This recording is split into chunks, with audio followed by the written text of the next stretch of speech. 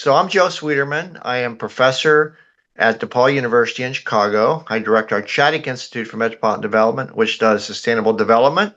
Um, I'm lucky to have one of the few faculty that actually have a very slight view of Lake Michigan, I guess, from campus. So I'm, it's freshwater is a big part of what we do. We have a grant from the National Great Rivers Research and Education Center to really do research and policy on how to better engage with waterways, of course, to improve quality of waterways. And so we're really excited to be partnering today with this really cool webinar. I have a little river etymology in me. I grew up on the headwaters of the Wabash River in western Ohio near Salina. So technically I'm from the Mississippi Basin, which is pretty cool.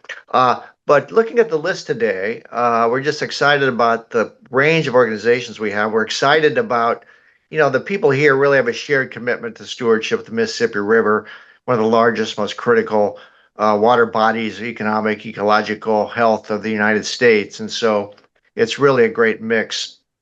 And we're going to explore the barriers and opportunities for organizations that are setting place-based freshwater targets in the Mississippi River Basin, followed by a panel discussion. The panels are going to be facilitated by Jaycie Thomsen, who introduced the webinar a second ago, who's Associate Partnership Director at the Environmental Initiative, and myself will be facilitating. And our panel, we're pretty amazed at the knowledge of this group. We have Alex Novarro, who's Director of Nature at the Trellis Group. Jason Knouft, who I mentioned, who's Director of the Freshwater Policy Institute of the National Great Rivers Research and Education Center. He's also faculty member at St. Louis University. Kim Lutz, who's Executive Director of America's Watershed Initiative. And we look forward to hearing their perspectives on the data gaps that are discouraging corporations from adopting science-based freshwater targets. And we want to see how academic and NGO organizations can support pathways to close these gaps. A lot of work to be done here, but some success stories too we're going to hear about. Following the panel, about 15 minutes for audience Q&A. We want everybody to chime in. This is intended to be really kind of a networking event where we talk among each other and get to know each other a little bit, because this topic is just going to get growing attention. So we have two goals for today, I would say. First, we want to walk away with better able to answer a couple questions. What are the data gaps that are discouraging corporations from adopting science-based freshwater targets? Are the gaps centered in communication of scientific knowledge to corporations? How can we communicate these? And again, the academic and NGO community's awareness of corporate target settings. I want to see the pathways that exist to build and close these gaps. Secondly, we want to gain perspective or point of view from the sector different than your own. So you leave with perspective that perhaps you didn't have before. So yeah, if you have questions in the panel, drop them in the chat. We're going to have kind of I think, a vibrant mixed discussion. And we'll circle back to those questions during the audience Q&A if we don't get to them during the panel itself.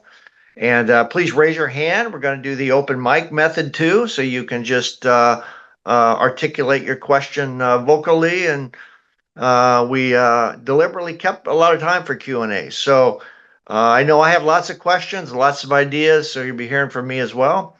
And Jaycie, why don't you take it away and we'll kick things off. Yeah, absolutely. Thanks, Joe.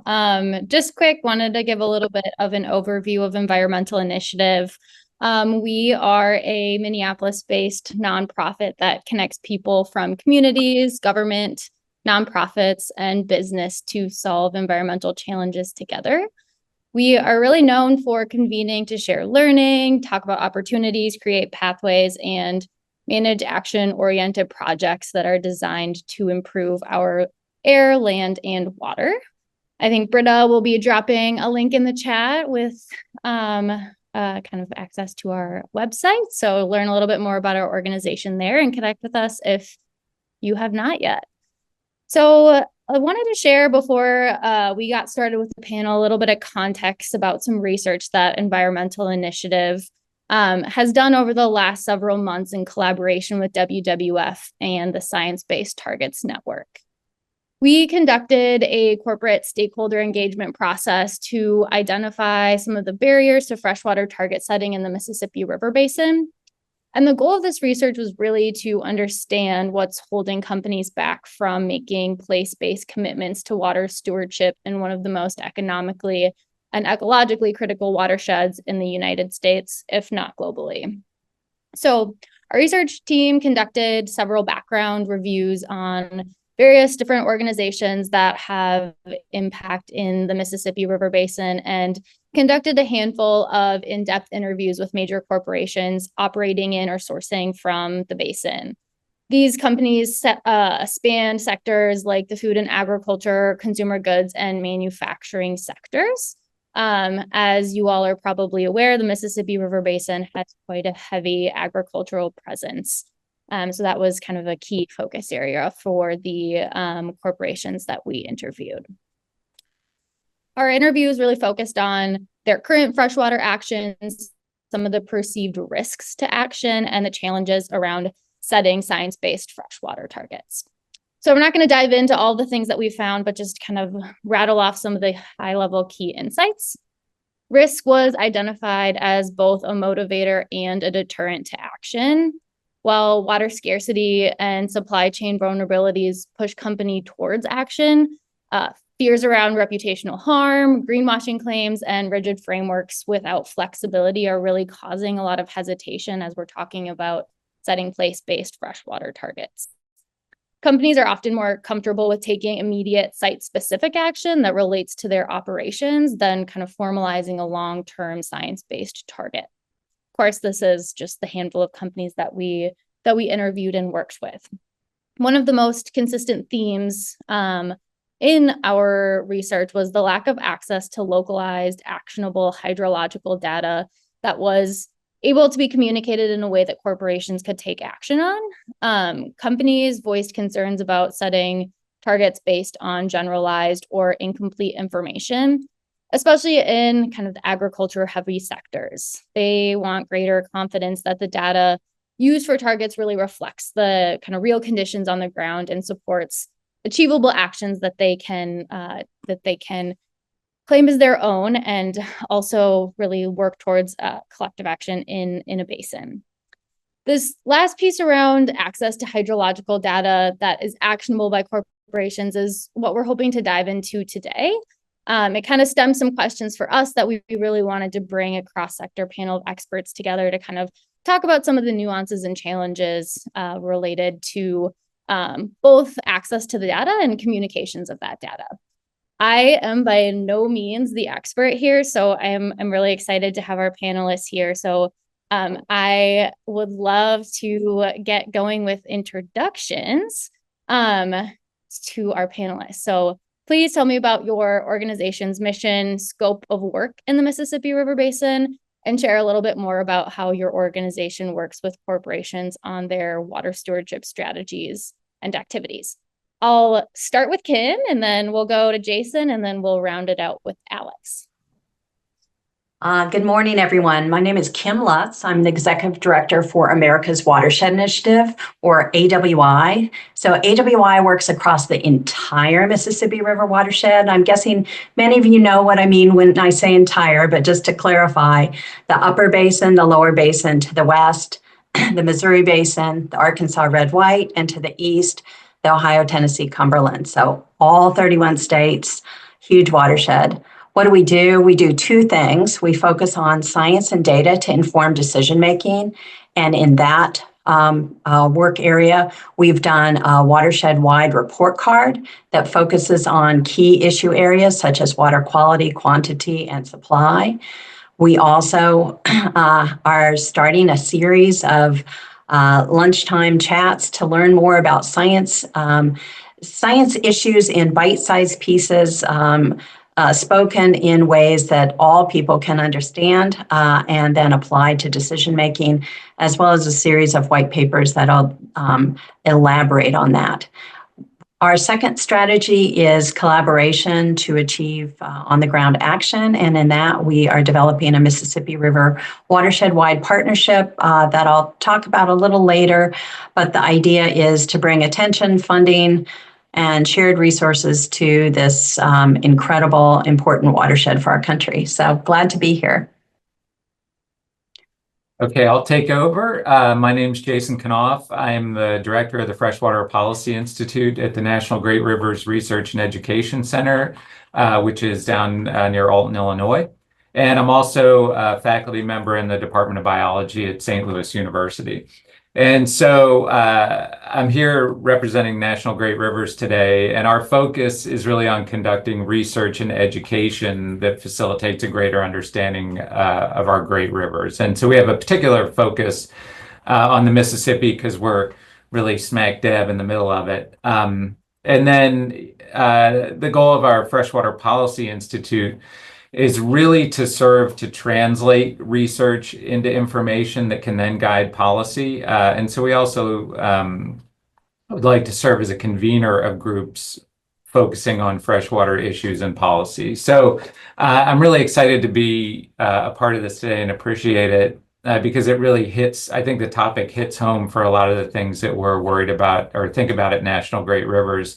And to Jaycie's question, about our engagement with corporations, we really have had almost no engagement. And I think a lot of that has to do with some of the points that Jaycie brought up, in one of her first slides about the results of their research. So I think this is a great opportunity to get everybody together, and I look forward to touching on these issues more. And I'll pass it off to Alex. Thanks. Hey everyone, thanks for joining and thanks for inviting me to this.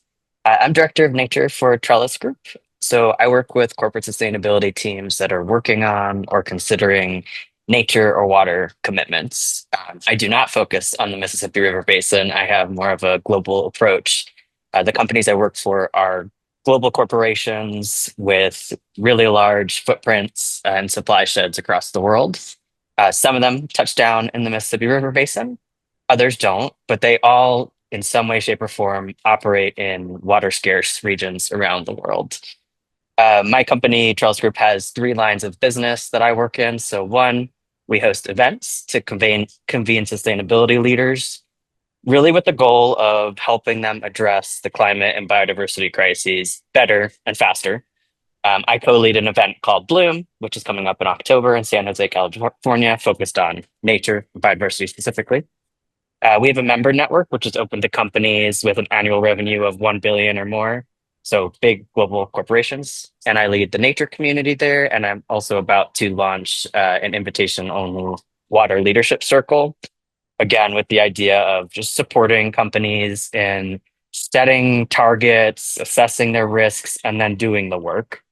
I also write for Trellis.net and our daily newsletter. Again, our core audience is big companies. My background, I have a PhD in ecology, and I worked for the Nature Conservancy for 5 years doing large-scale landscape protection and stewardship. So I come from the academic NGO world, and I just really, my core mission is to make sure the decisions of these big companies have real positive impacts when they eventually hit the ground. Thanks all. Thank you for those wonderful introductions. I think to kind of set the stage for this conversation, I think it'd be really helpful to hear from you, Alex, and give some context to the audience who may or may not be aware about kind of what is the overview of the corporate freshwater targets landscape? What might some of those targets look like? What are some examples? And kind of what are we looking at in terms of global corporations setting place-based freshwater targets, whether that's in the Mississippi River Basin or globally? Yeah, I thought a little bit about this, and it's such a large body of work with so many players. So I'm going to try to summarize it for you in a practical way. So I'll say corporate water targets currently, they generally fall into 4 categories. The first is water use efficiency. This is by far the most common targets that you'll see. These can be focused on water consumption, water withdrawal, or water intensity. Most companies are aiming for like specific water efficiency ratios. For example, a Google type company might have set a target for water usage effectiveness in their data centers. These most commonly are not place-based. They're non-contextual targets. They're more of like a global target. Sometimes they are place-based, but that's less common. The next category would be water quality and pollution reduction. These are actually quite overlooked compared to the water use targets. So quality is less often included explicitly as a target. One example of this is Cargill. They have a commitment to reduce 11 million pounds of water pollutants in its operations and supply chain by 2030, with a focus on priority watersheds. So it is place-based target.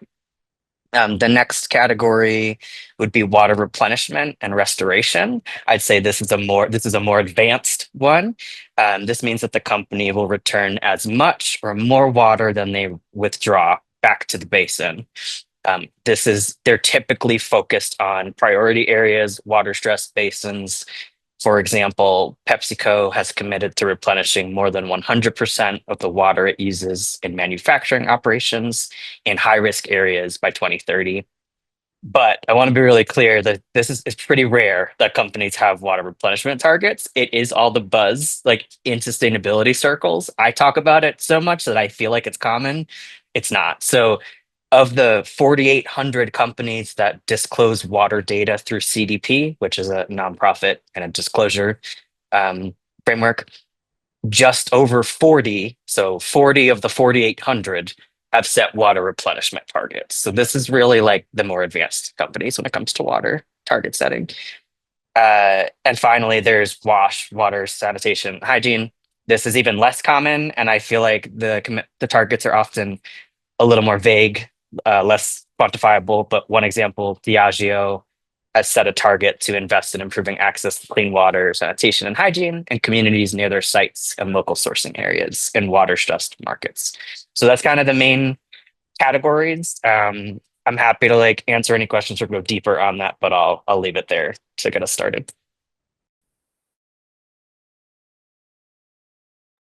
I'm muted. Oops. Those categories were super helpful to kind of lay the land for us, Alex. And I just want to clarify before we move on to our next question. Are any of those like in the Mississippi River Basin, or is there no contextual place-based targets in the Mississippi River Basin that you're aware of? That's a good question. I believe there are. I don't know that I can pull an example. So often the way that these targets are publicly stated is like in water scarce areas. So yes, I know of companies that are doing this work in the Mississippi River Basin, but often, and we'll talk about this later, I think, with some of the data gaps, if you have a global footprint and you are prioritizing your most water stressed areas, I mean, it's going to be areas in like India, the American West, parts of Brazil that are experiencing severe drought. So when you're comparing priorities, the maps currently don't show the Mississippi River Basin as being the highest water stress area in the world. So I guess like yes and no. Some food and ag companies are doing work there, but they typically don't publicly state what they've identified as high priority. Yeah, that resonates with some of the things that we were hearing in our research. So I want to move over to you, Jason and Kim, as we kind of got an overview of the corporate freshwater target setting landscape. I'm curious how non-corporate entities, kind of the academic and NGO communities and government are engaged in corporate freshwater target setting, if at all. And yeah, let's hear from you, Kim, first, and then Jason. I'd love to hear from your perspective as well. Sure. So I mentioned in my opening remarks that we do a watershed-wide report card, and so that is target setting at a very broad scale and open to all participants in all sectors. So I'll tell you a little bit about how we did our report card, which may have overlap to specific corporate target setting. We established 6 goal areas. I'll focus on the water ones: water quality, water quantity, water supply, and then we have some general economic parameters related to industries that focus on the river, recreation, and inland navigation. We then said, what are data sets that are available to the entire watershed that we could use so that we can compare results in the Ohio watershed with the Missouri, with the Upper Basin, et cetera. And those data sets tend to be federal data sets. One of the challenges in this basin is there are parts of the basin that have a lot more data than others. For example, the Upper Basin has considerably more data resources, but we chose federal data sets as they span the entire watershed in equal ways. Then we established some parameters of how would you get an A, B, C, D, or F. And if you're really interested in the nitty-gritty of that, you can go to our website under the report card. There's about a 100-page methods document. But probably the thing I'd like to focus on more is how we got to what those parameters would be. We used 17 metrics, again, informed by federal data. Those metrics were decided on by stakeholders.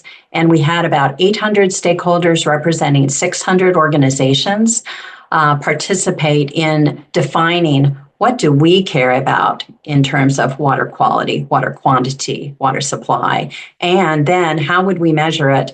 And what would we as stakeholders in the basin decide was an A, B, and so on.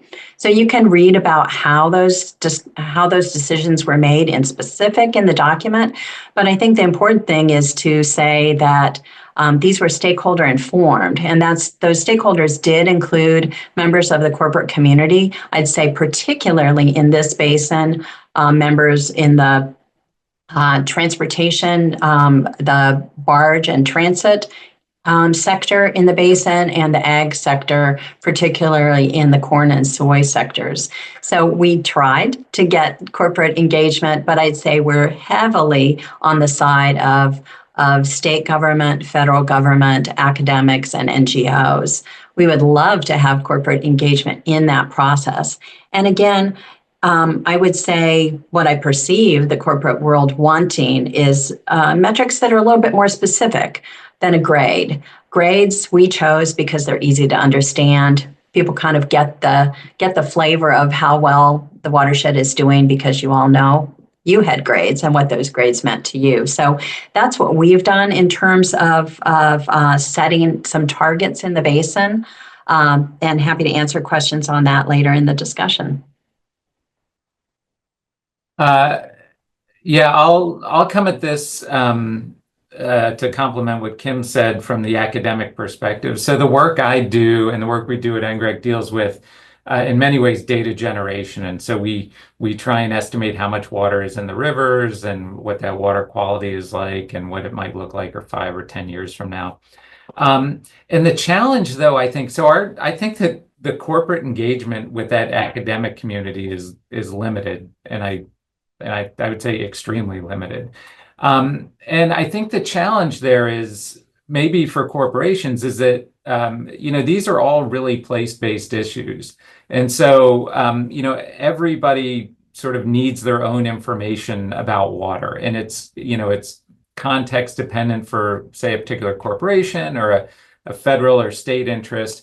And so from the academic side, we really don't know what kind of data to generate. We will put out data sets and say like, well, for example, I'll put out data on how much water is moving through the Mississippi at a particular point in time, but I really won't know the best way to present those data because of the limited engagement I have with the end users. And I think that's, it's really a communication issue. And so why isn't this happening? And I think it's because we're just not sitting down and communicating about our needs. And that, in terms of, what I would need as a data producer to understand the deliverable.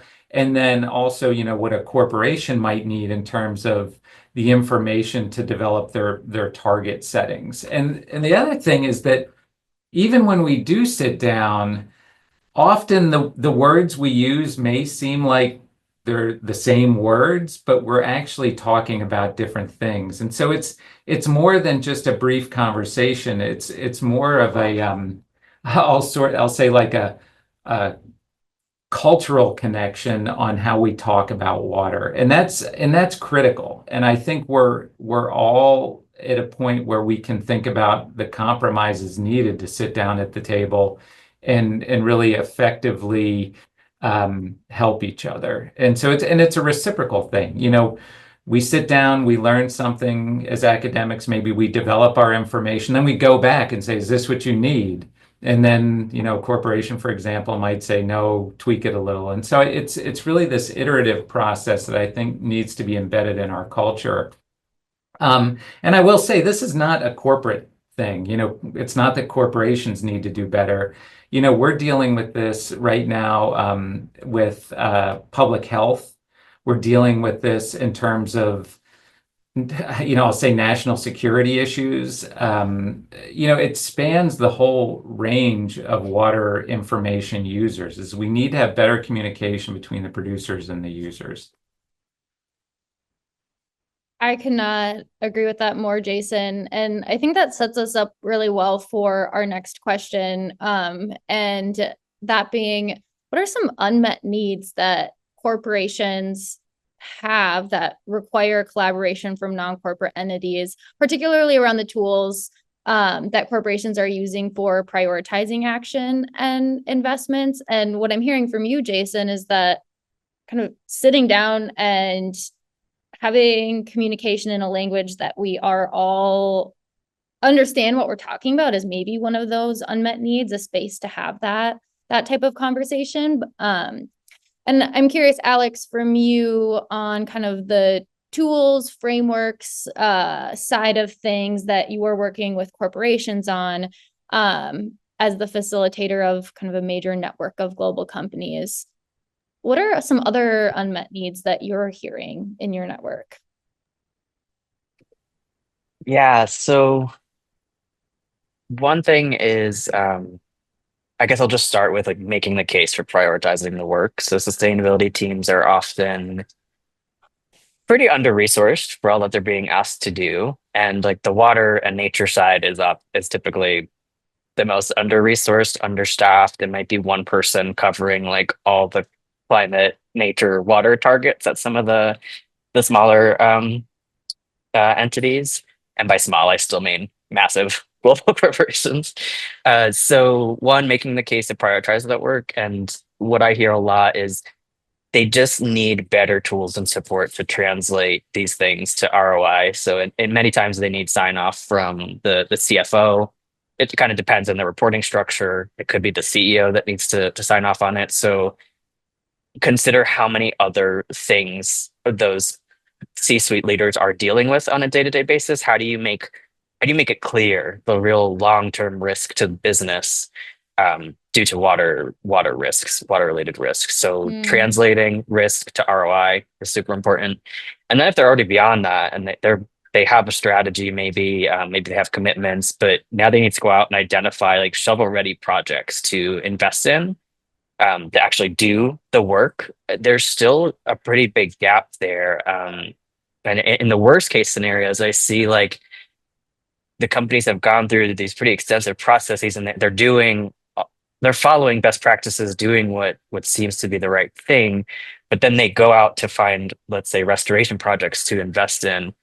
And they find that they're actually misaligned with like the projects that exist on the ground or even local policies around doing the work. So having these collaborations from the start to make sure the strategies will have matching actions that are realistic, both for the company, but also just for a shovel-ready project.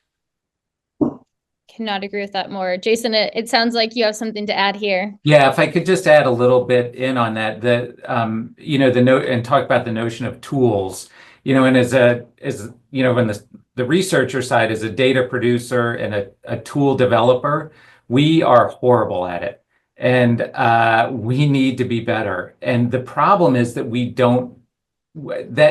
I just want to reiterate the importance of this communication, because I think I have no doubt the ability to develop relevant tools is there, but we need that sort of engagement to facilitate really high quality and usable tools that give the information that's needed. And I'll add one more minor thing. So I spent a year as an analyst at the State Department focusing on water security issues. And so I was then an ingester of this information. And it just reiterated to me, I was like, oh my gosh, this is horrible. Like these are not useful to me. And I just wish it could be better. So this is something that I really feel strongly about and recognize that, it's the onus in many ways is on the academic side to engage and get the information needed to develop these tools. Jaycie, could I just add one more thing? Go for it. So the kind of like, I think the vision of where we need to go, this feels maybe too idealistic right now, but I think the companies that are succeeding in this space think about how to embed things like water beyond the sustainability teams. Like right now, that's where the responsibility often lies, but few companies that are really, I think, going to make a big dent, they've found a way to make sure nature, biodiversity, water are embedded within their procurement teams, the actual site managers and operators who know the water risks on the ground and probably have a lot more information just in their head that they could provide back. But I think that's really a piece that we need to be thinking about moving forward. How do we support companies, not just getting buy-in, not just finding projects, but embedding water into their business values and just way of doing business? Yeah, that we're only half an hour in, but that may be the most important thing that's said today. Yeah, and I'd love to in the Q&A, we have a couple more questions to dive into, but I'd love to at some point talk about any examples that you're seeing, Alex, and how that happens. I think we can say this is a great idea in theory and kind of the actual how we get there and what that pathway looks like with particularly massive global corporations. It's changing culture, and I think that's something that's really challenging to do. So we can touch on that maybe a little bit later. I wanted to dive into the data piece a little bit more.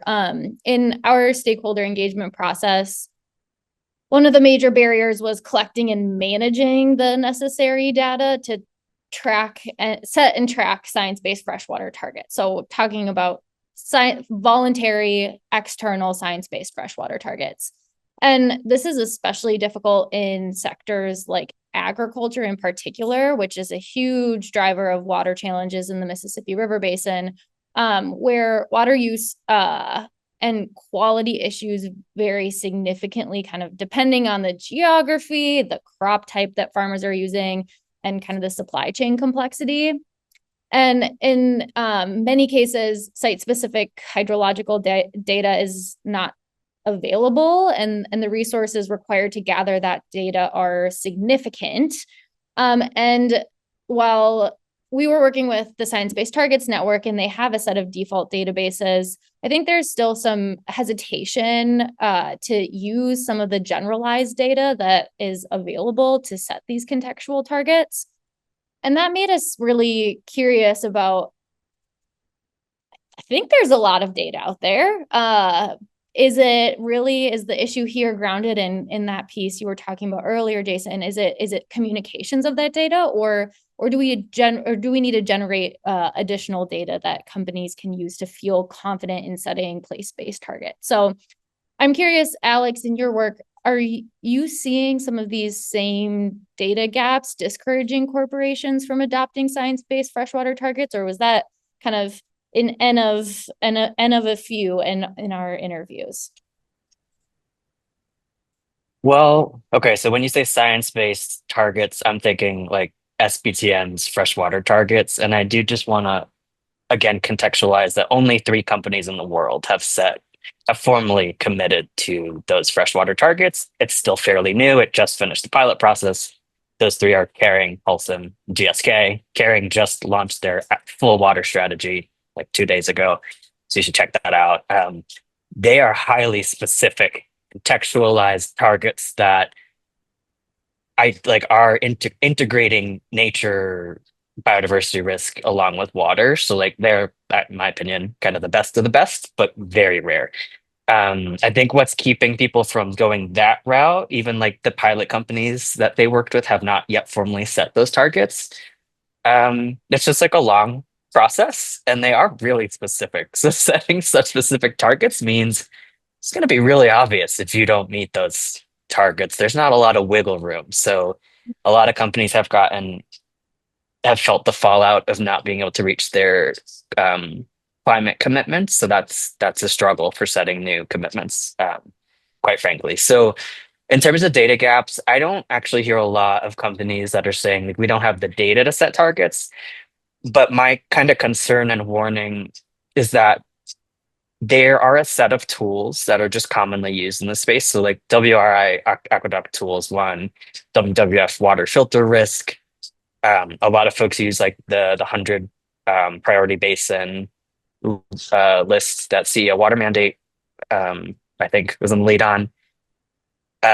So like these things are out there, but I guess my fear is that in a few years we might realize that data wasn't fine scale enough. And like the first step these companies are going through is often prioritizing where to do the work. And they are using those tools and like really leaning on them. So I guess it's our responsibility on the NGO academic side to make sure like those tools are really going to point them in the right direction, because that's going to kick off a 5-10 year strategy. Mhm. So yeah, I guess just emphasizing like we need to really make sure we're putting out the best possible data and updating it, and ideally when possible making it free and accessible so that we all have some transparency around that data. So yeah, it's super important for it to be high quality. Yeah, I'm curious, kind of what do you see as some pathways that exist or need to be built to close those gaps, whether that be communications needs or generating the data necessary to kind of inform some of those tools? And I think, Jason, maybe you might hop in here first. You have already talked about the communications challenges. So from your perspective, kind of on both academic and previously government side, are there any examples, anything that we can learn from to close some of these gaps? Yeah, I think one of the things we need is sort of a center, and it doesn't need to be like a physical center, but that would be helpful. That is seen as unbiased and nonpartisan, where people can come together and talk about these issues. And I think Kim is probably really well positioned or better positioned and well positioned than me to talk about this because of the initiative that she's leading right now. So I'll stop there. Yeah, I think that's a good lead in. Tell us a little bit more about how America's Watershed Initiative is doing your extensive cross-sector engagement, and what collaborative structures or resources are already bringing together corporate and non-corporate entities, and what might we need to build into some of those already existing structures to enhance them? Sure. I will get to that question specifically, but the previous discussion made me think of something that I've experienced time and time again. And I think Jason and Alex have both touched on it, is translation. Getting people to articulate their actual question is sometimes the hardest part. So you're trying to match data or new science, but the person needing the information has not articulated the question. They're having difficulty because of that communication challenge, articulating the question. So that's something both in the Mississippi River Basin and previously in the Connecticut and the Savannah River Basins that we've really focused on, is how to get people to articulate their question in a way that it can then apply to the data that exists. So what we are trying to do in the Mississippi River Basin is try to create a context to have some of those conversations.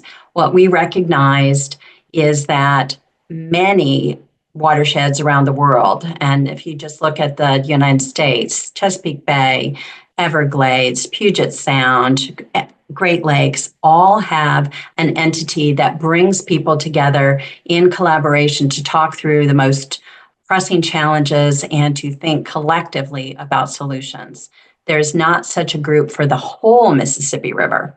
Now, as one of our partners beautifully said, there are islands of goodness throughout the Mississippi River where people are doing incredible work, and we want to really lift those up. But islands, by their nature, are isolated. So how do we connect those islands of goodness together to really lift all boats and really provide more resources, more communication, more tools for the whole basin? So we've been at this about 2 years now. Last summer, we brought together over 100 leaders from all sectors. Corporate was a small piece, but we also had state government, federal government, NGOs, academics, and they came together to say, what are the key issues you are facing as leaders in this basin that could be addressed better by thinking holistically? Then what are some goals that we might set for the whole basin that would really help lift the goals you've already set as your individual entity? And then third, what might be a structure that facilitates that process? We're calling it right now the Mississippi River Watershed Partnership, a very generic title as we work through this, because we really want to convey that everyone is welcome. There's no sign-up sheet to be a partner. If you're interested in this conversation, come join us. To date, we've gotten so far as to have a set of starter goals for each of 5 areas: water quality, water quantity, fish and wildlife, resources, inland navigation, and recreation. We've gotten the collective group, about 150 of which were on a phone call in December, gave us 85% approval of a grade 4 or 5 out of 5 on those goals fitting the needs of the basin. Now comes the part that's really challenging. What would a structure look like that would work for the Mississippi River Basin that would knit together existing institutions? We don't necessarily think we need to build something totally new. We'd rather build on what's there and build on the collective knowledge. And we're finding that organizational structure is a really challenging question to answer. But our goal is, again, to have better financing, better communications, better availability of data to lift all actions collectively towards shared goals in the basin. So again, happy to talk more about that, or happy to have any of you contact me to see if you'd like to be involved. Thanks, Kim. I think we're doing good on time here, actually, and we'll move into audience Q&A here shortly. I want to pose a question to you, Kim, as we're talking about collaborative structures. What do non-corporate organizations like yours, and Jason, I think you can answer this too, need from corporations to be successful in cross-sector collaborations, so that we can kind of get started on the right foot? Yeah, I'd say really simply just your time and participation. We are trying to actively reach out to corporations that have an intersection with the key issues I talked about, but I would say we don't always know who to reach out to. I think it's clear when corporations have a point person for sustainability, but with the number of corporations that have headquarters in this basin, it's considerable. So what we need, I guess, is a better pathway for engagement, because we've got a structure set up to engage, but we don't always know who to ask. We also recognize that it's a time challenge. Everyone is time limited. So how to make the value for your investment of time most beneficial? What does that look like? Is that in webinars like this? Is that in sit-down meetings? So understanding kind of the who and the how it would work best for corporations. Jason, do you have anything to add? Yeah, I think, Kim's points about, pathways for communication are probably the most important issue. The other thing is sort of patience would be great. And also a recognition of something that I talked about previously. is that, we may not be thinking, or we may not be using the same words, or we may be using the same words, but meaning something different. So I think a really important aspect of this is to recognize that the communications need to be sort of refined so that we're all speaking a common language. And when I say patience, I don't mean like you need to wait around for us. I mean, I think academics have a way of doing things, and like, to be blunt, in some cases there's a certain reticence of engagement with corporations by some academics, and I think that's bad. I think that's the wrong approach for academics to take. But I think conveying that, for example, water is a system, and we're all part of this system, and we need to contribute to sort of the management of this system. That's our place of engagement, and where we can all meet at the same table. Absolutely. I'll let you put in one final word, Alex, and then I'll hand it over to Joe to lead us through kind of some of our audience Q&A here. Yeah, just following up on this discussion, I think the approach to having kind of this unified coalition is really smart. And I guess one model that's resonating for me is the California Water Action Collaborative, or also known as QAC. But they've been really successful at getting kind of corporate champions, and they have some astonishing corporate engagement. So I guess I'd just urge you to like work with them to see what does work for them, what doesn't, and what might be replicable. And similar, I see like Jeff from Ducks Unlimited commented in the chat box here, but I'd just love to see all the folks leading this work, maybe in silos right now in the basin, come together. I know in addition to Ducks Unlimited, like Walton Family Foundation has a huge focus on Mississippi River Basin. So like collectively, I think you all can have really big impact, and it would be so helpful, I think, for a corporate lead to know I go to this entity and they'll be able to support me in setting these targets and getting the work done. I think that'll help.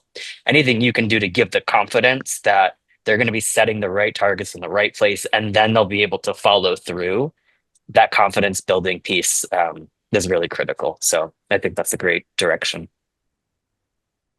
Yeah, Jaycie, let me jump in with a question that's been kind of on my mind as I hear this. And I know we have some corporate people on the call. They're welcome to chime in as well. But I'm thinking about the politics or the management strategy of what corporations use. We joke in Chicago that programs need to happen and succeed in less than 4 years, because that's the term of our mayor. And if it's 5 years, that doesn't work for him. So it really affects our options. And I say that in jest, but corporations kind of have a different incentive. They may pick long-term goals that are, well thought out, but there's not interim targets along the way. So you set a goal for 10 years, you have a couple CEO changes, you might lose some momentum without those interim targets. Give us a sense of how that plays out when corporations set goals and you have management turnover. Just like to hear your feelings on that.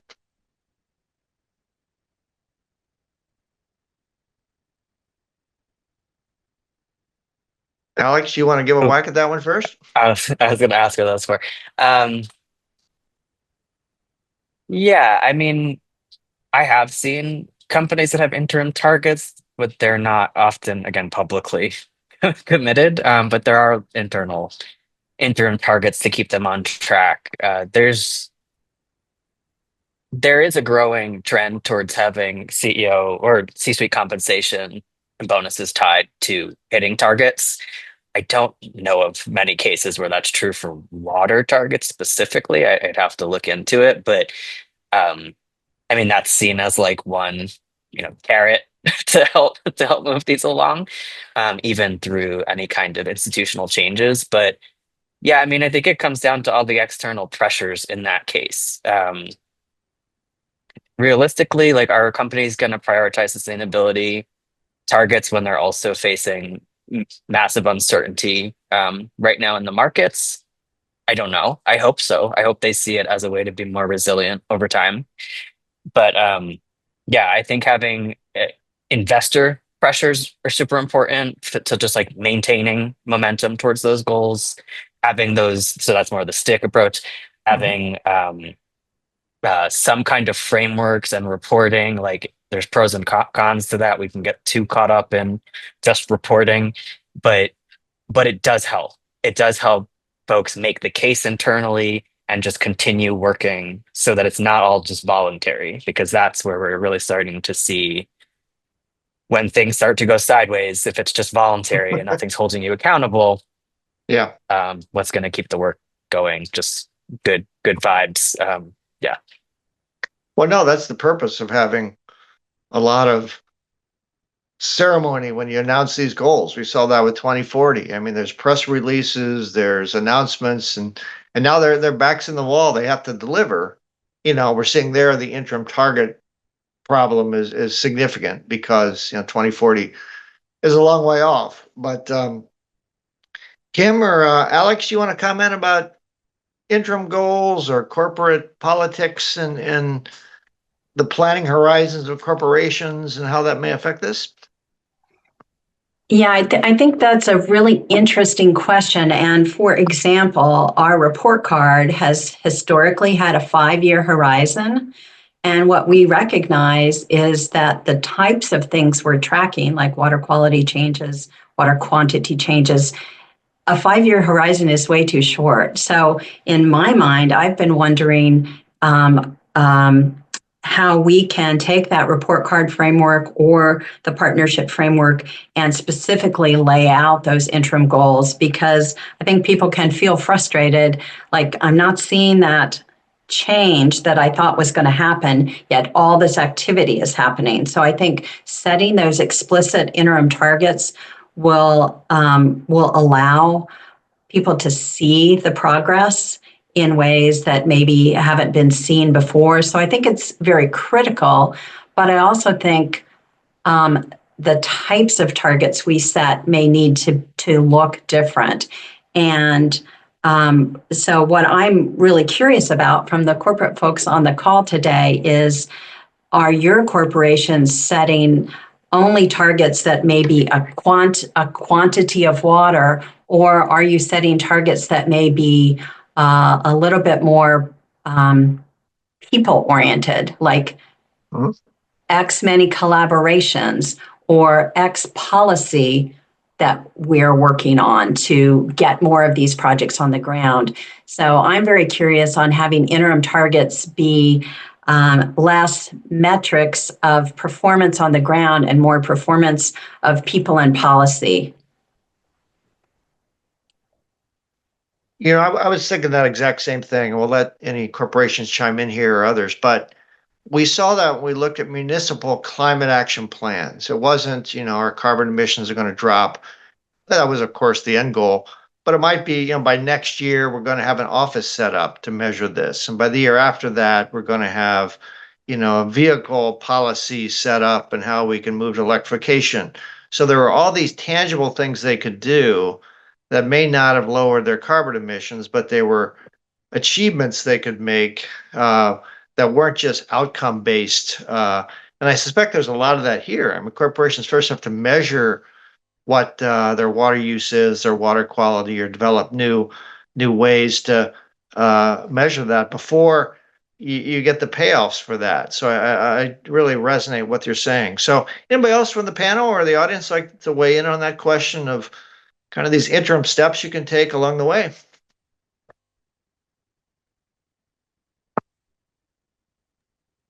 Joy, do you want I to will just go ahead, Alex? I was just say, like, I think it is important also to differentiate if you're talking about interim progress towards like a water use goals, like the businesses Yep. actions versus like a watershed level goal. I have not seen anything really related to the latter there. But I will say what Kim was just talking about. I think like take a look at that Paring's new water strategy. I think they did a really good job hitting on some of the less quantifiable or the less numerical goals. So they do lay out like build these collaborations. It's a little more process focused than just focused on the end goal, which is nice to see. Really interesting. Yeah, that's exactly right. Difference between targets and measures you might take. Please unmute yourself and comment if you like. This is I think really at the core of how how this plays out. I'll throw another question out, and that's about collaborations. Oh, There's go a ahead. joke, Yeah. or there's a question in the chat that I thought was really interesting that we should maybe highlight. So as many organizations jump on the AI bandwagon, what is a suggestion for how to balance the unintended consequences, such as stressing watersheds by using water to cool data centers? And I think I have an additional question to that. What are maybe some of the positive benefits of utilizing tools like AI? I think it's a kind of a double-edged sword, and we're navigating it as we learn more about the positives and potentially unintended consequences of AI. So curious if there's any thoughts here. Yeah, I wouldn't mind answering that one. I think it's a really interesting question and something that I'm personally thinking a fair amount about, because we have to consider that this is going to be another significant water commitment from our overall water budget in the Mississippi, for example, in terms of cooling data centers. And so I think one of the most important things we need to do in this regard is, certainly this issue is not going away anytime soon. The thing that we really need to do is start projecting forward how much water we think is going to be in the river based on all the allotments that need to be, parsed out to these various industries and, water treatment plants and, so human consumption basically. Because what we've seen in the past 2 or 3 years is, the Mississippi is drier than it's ever been. And that's a major issue. And we need to understand, how much water we have and how much water we're going to have and who needs it. And I think historically we've been very fortunate in the Mississippi that we don't deal with water sharing issues like in the Colorado River Basin. And the downside of that, though, is there are relatively very few water sharing agreements among states in the Mississippi River Basin. And so, that sort of adds this other layer to the issue, is that, it's better to be proactive about our future than get to some point where we sort of fall off a cliff, so to speak, and then there's a lot of tensions that we have no sort of policy infrastructure to deal with. So I think being proactive in projecting our water needs is probably one of the most important things that we need to do. Yeah, and the AI question, it's really gathered tremendous attention among environmentalists. Just the water demands of this are just astounding. So you're right, some metrics on the overall implication of that. Kim, I know you posted in the chat a really interesting comment about the Pacific Institute possibly being an umbrella for things in the Mississippi River Basin.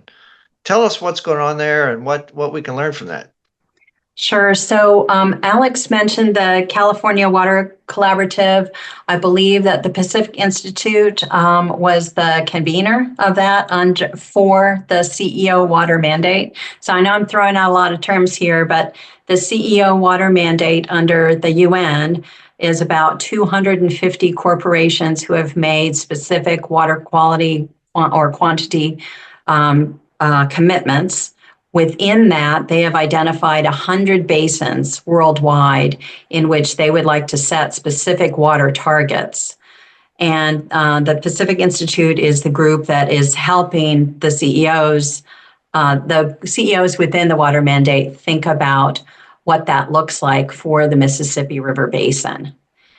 While this project is right now conceptual, what we have talked to Pacific Institute and others about is that the Mississippi River Partnership could be that overarching umbrella that includes government, NGOs, academia, and corporations, we recognize that the corporations may need something a little bit more specific in terms of targeting, but wouldn't it be wonderful if it was nested within the overarching goals that an entire region has said are important? So I think it gives corporations that confidence that was mentioned by others early on, that we're going in the right direction.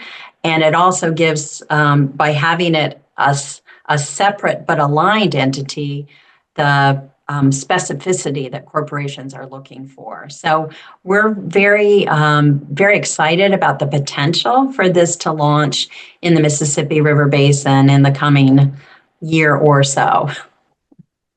Boy, that is super exciting and relevant for today in a big way. That's just a tremendous. I love the idea of convening CEOs. We've seen that in a lot of settings where they're willing to take action if they see their competitor or their peer organizations are doing it. If you do it, I'll do it, and then they don't feel like they're just responding to public pressure. It's sort of a corporate responsibility that they're collectively going to do. And we certainly saw that with 2040, where we have CEO forums for carbon, net neutrality. But to see that happening in water is really exciting. Also, the UN, the 250 water basins, sets a nice framework for that. So, mic is open. If you'd like to weigh in on this, just feel free to unmute. And other panelists, if you want to say a word, I have a couple more questions if there isn't.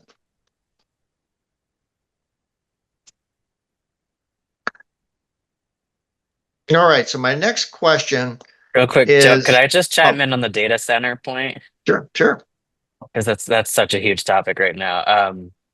I recently had a conversation with Brian Janis, who is the former VP of Energy for Microsoft, and he now runs a data center infrastructure company. And it was really interesting just to hear how much we're really dealing with trade-offs between energy consumption and water consumption, and then also land use conversion. And there's no perfect solution right now, but it's going to happen. Like, these things are going to be built out to meet the power demand that we have. So one thing that really stuck out to me from that conversation, that's like a little bit of a misconception, I think, is that actually the water use for cooling, yes, it takes a lot, but we do actually have some pretty good circular systems that can be used at this time, can be deployed. But where we're going to really struggle is if we don't get these all on renewable energy or sustainable energy sources, there's actually a ton more water consumption being used to produce the energy needed. So I think this is a really good time the water community can come together with the climate community to tackle energy together, because it would be beneficial all around. So that's one, I think, really important area of intersection. And another is, I didn't realize so many of these data center build out conversations are hyper local.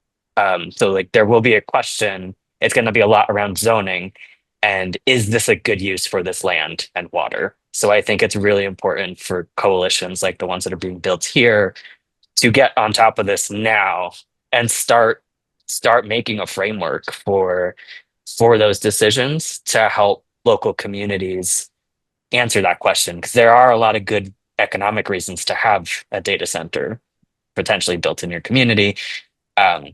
But what are those trade-offs for water, power, energy prices for the community? So, and of course, destruction of nature potentially. So something that maybe all the people on this call could start thinking about proactively. And a lot of the data centers are in, rural or ex-urban areas where there's not a great deal of land use sophistication.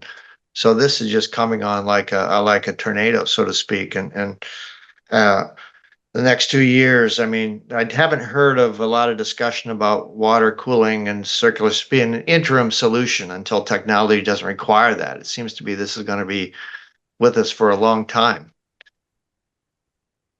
So my next question, and feel free to put something in the chat, I'll let you monitor that, Jaycie, is when we think of untapped opportunities for collaboration, what's some of the low-hanging fruit corporations could do that, could be maybe baby steps or getting in the game that don't require, sort of a long-term corporate strategic capital plan or something? Any things that can be done just to help them build their confidence that they can enter collaborations and make a contribution to this problem without maybe having a full-blown long-term vision? Any thoughts on that?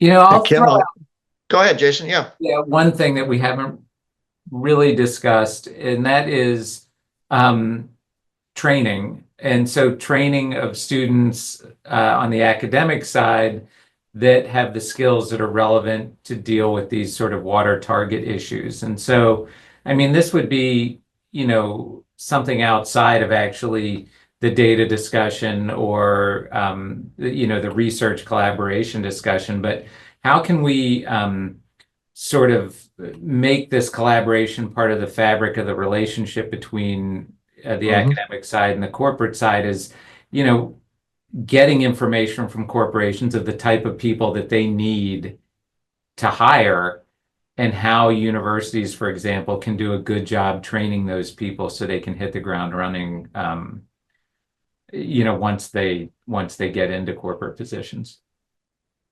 No, that's right. That would build ties for university-sponsored research and all kind of things. That's a great example where you sort of build a collaborative culture by getting to know each other a little bit through these programs, and of course, some employee placement can happen from that too. That's a great example.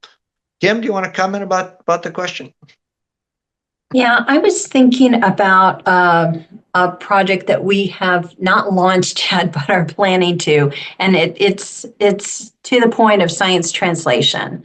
So there is an NGO in Missouri that is, their whole focus is creating non-biased white papers for the Missouri legislature on any issue the legislature might have for them scientifically.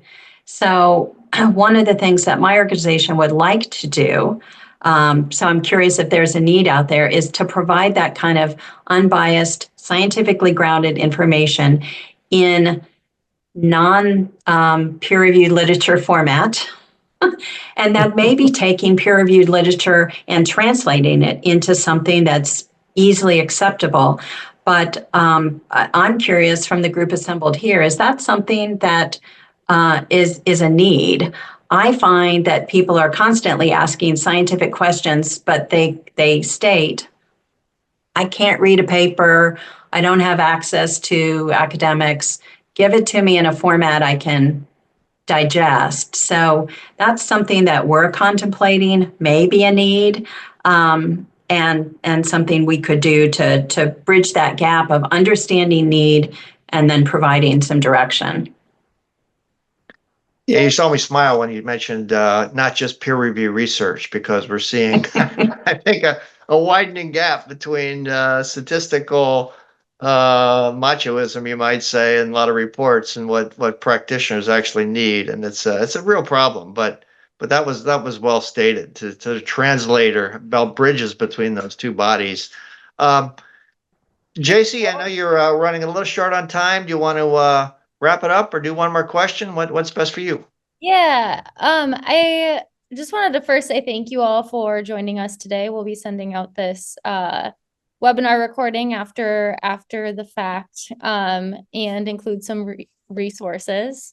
I want to finish with a lightning round question that we are going to invite our panelists to answer, and we'd love for you to drop your response in the chat, just to kind of get a sense and a flavor of what we're thinking as this collective audience. So, what is one barrier to action that is easier to overcome than people think?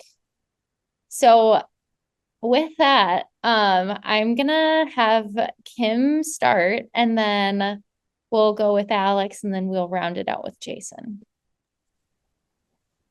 Well, in this day of Zoom, my answer may seem kind of trite, but I was going to say pick up the phone is a really easy action. Maybe it's schedule a Zoom instead of pick up the phone these days. But I think in the position I've had, fortunately, for the last 4 years now, picking up the phone and connecting with people that I might not have typically connected with in all different sectors in all different states has just opened a world of opportunity.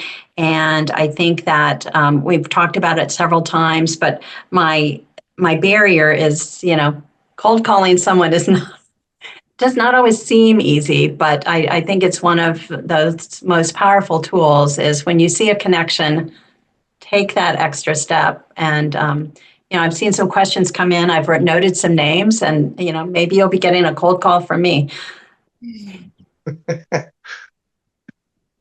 Alex, I think you're next. I was going to say something very similar about not underestimating the importance of like what one relationship can do.